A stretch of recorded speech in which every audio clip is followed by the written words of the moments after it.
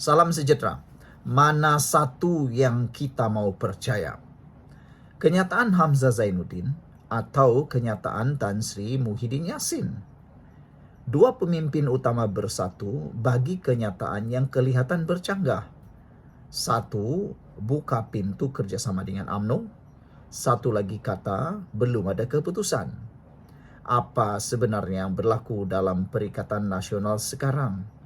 Adakah ini bibit-bibit perpecahan saudara-saudara sekalian? Beberapa hari yang lepas di dalam satu kenyataan diambil, Hamzah Zainuddin menyatakan, bersatu tak tolak kemungkinan bekerja sama dengan UMNO. Namun demikian, beberapa jam selepas itu, Muhyiddin pula menyatakan belum ada keputusan untuk bekerja sama dengan parti lain.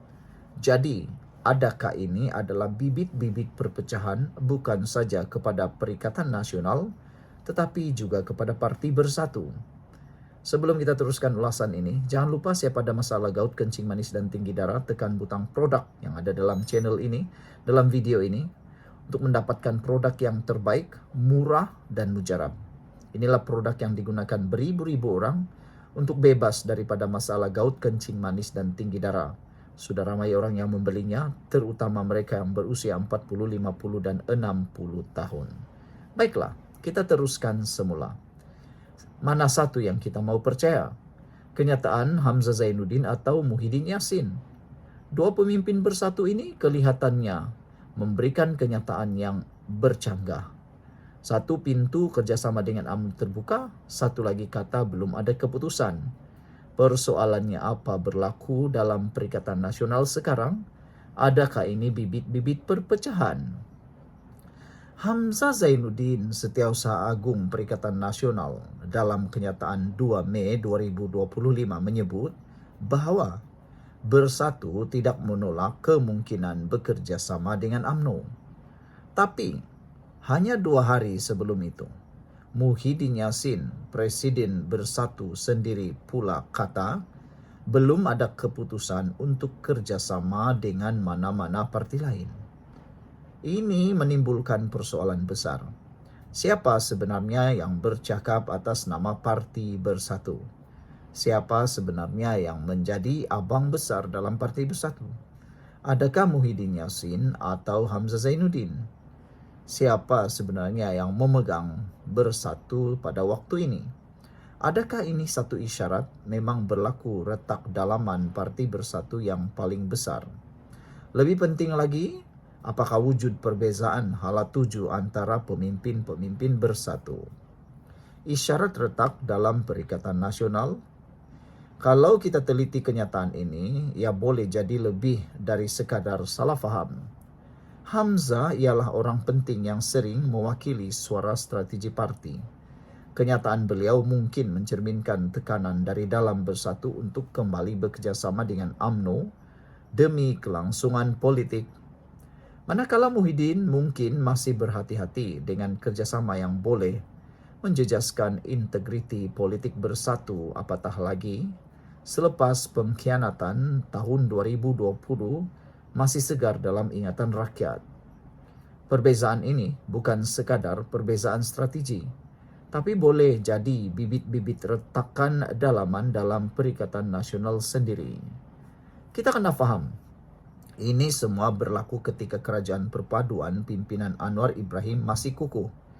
Walaupun ada tekanan luar, PN pula sedang mencari ruang dan naratif baru untuk kekal relevan menjelang PRU16. Persoalan penting untuk dijawab bersama hari ini, tinggalkan komen Anda. Adakah bersatu kini tersepit antara ego dan keperluan politik?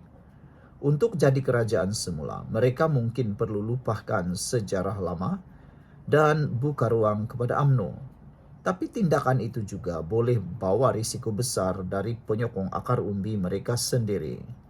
Jika percanggahan ini terus berterusan berlaku, implikasi politiknya ialah sokongan dalaman Perikatan Nasional boleh terpecah dan PAS mungkin ambil kesempatan untuk jadi lebih dominan dalam Perikatan Nasional. Pengundi pula akan makin keliru dengan arah tuju sebenar Perikatan Nasional. Dan akhirnya, keraguan rakyat boleh menjejaskan keyakinan terhadap kredibiliti gabungan itu sendiri. Jadi, persoalannya sekarang, apakah ini sekadar silap komunikasi atau petanda jelas bahwa Perikatan Nasional sedang menghadapi krisis dalaman? Rakyat sedang memerhati dan seperti gambar ini tanya, mana satu nak percaya? Sekian dulu untuk kali ini, jangan lupa tinggalkan komen Anda. Salam sejahtera. Kes Najib SRC RM 27 juta. Adakah Najib akan dibebaskan atau tidak? Ikuti ulasan kali ini, pasti Anda akan terkejut. Keputusan daripada mahkamah. Selamat datang kembali ke saluran ini. Hari ini kita akan kupas satu lagi isu politik dan perundangan yang sedang menjadi tumpuan ramai. Kes Datuk Seri Najib Tun Razak yang membabitkan RM 27 juta ringgit dana SRC internasional. Adakah beliau akan dibebaskan daripada pertuduhan itu? Atau mahkamah akan teruskan pendakwaan? Untuk makluman, Najib kini sedang menjalani hukuman penjara atas kes penyelewengan RM 42 juta SRC yang sudah diputuskan dan disabitkan. Tapi kes yang kita bincang hari ini berbeza.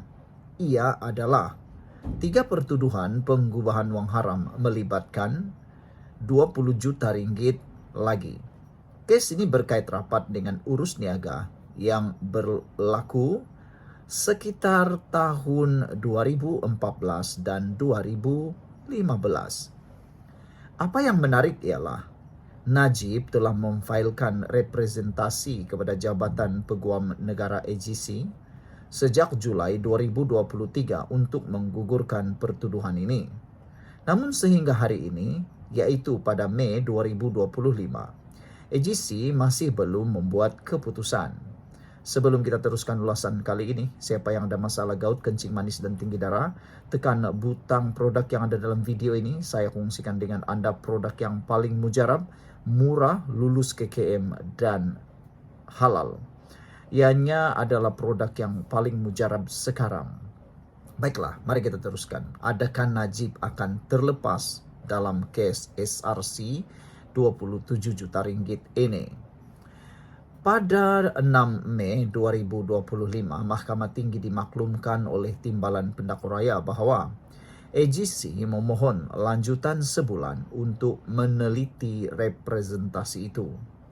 Peguam utama Najib, Tan Sri Safi Abdullah meminta agar mahkamah memberikan DNAA, iaitu dilepas tanpa dibebaskan kerana sudah hampir 2 tahun.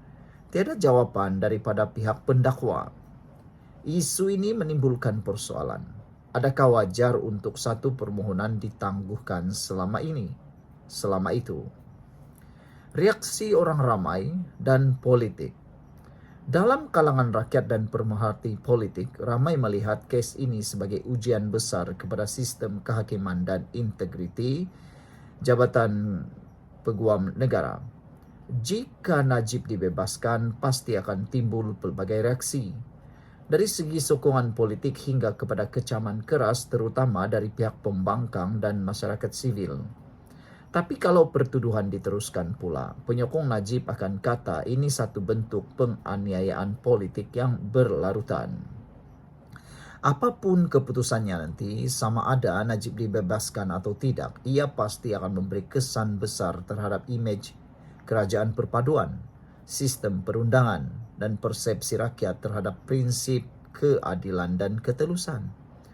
Jika keadilan dilihat tertunda, kepercayaan kepada institusi boleh terjejas.